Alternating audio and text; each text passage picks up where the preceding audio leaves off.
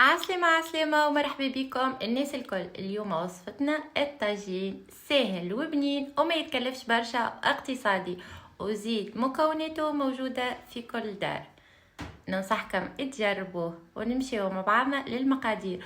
هوني عنا اللحم مفروم، بصل، معدنوس، بطاطا وريكوتا وموتزاريلا وفرماج. ناخدو قلي نصبو فيه شوية زيت، ما نكثروش برشا، ونضيفوله اللحم المفروم. ما تنساوش اللحم المفروم يخرج زيتو، ما نصبوش برشا زيت. وهوني نخلطوها مليح، نخليوه يتقلى في الزيت. وهوني انا زدت راس بصل اخضر اختياري، ومعاه زدت راس بصل ابيض، نخلطوه مليح خليه يتقلى. وضفنا الفحات متاعنا. هوني خذيت مغرفه ملح، مغرفه فلفل كحل صغيره، معها مغرفه كركم وشويه تبل وكرويه. ندمجوا الخليط الفاحة مع الخليط بالكدا، ونخليوه يتقلى في عقله لين يطيب. وهوني طاب الخليط متاعنا، نصبوه في صحفه. حبوبيتي اللي ما اشتركش في القناه تشترك، ومرحبا بكم الناس الكل. بعد نضيفوا المقادير الاخرى. هذه البطاطا مقليه قصيده مكعبات صغار، وزيدنا عليها معدنوس مقطع جويد.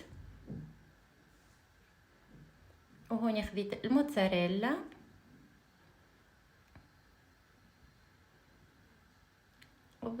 وزدتها واحدة ريكوتا اختيارية للي يحب.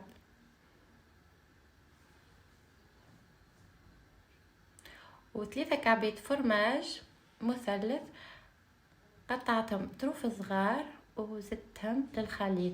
هوني العظم انت والخليط متاعك. انا هوني استحقيت 4 كعبات، تنجم تزيد. وزدتهم رشة فلفل كحل وشوية ملح، وما تكثروش برشا من الملح خاطر عنا الفرماج. وهكا نخلطوا الخليط متاعنا بالكدا في بعضه. خذيت الطبق دهنته بالزبدة، وهكا يكون حاضر الخليط متاعنا. وهني نصبوه في الطبق، نحاولوا نسلقوه بالباهي في وسط الطبق، وندخلوه للفور على درجة 180.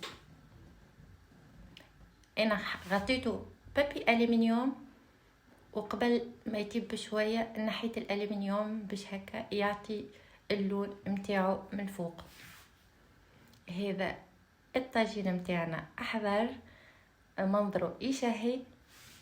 ننصحكم تجربوه، ومرحبا بكم الناس الكل.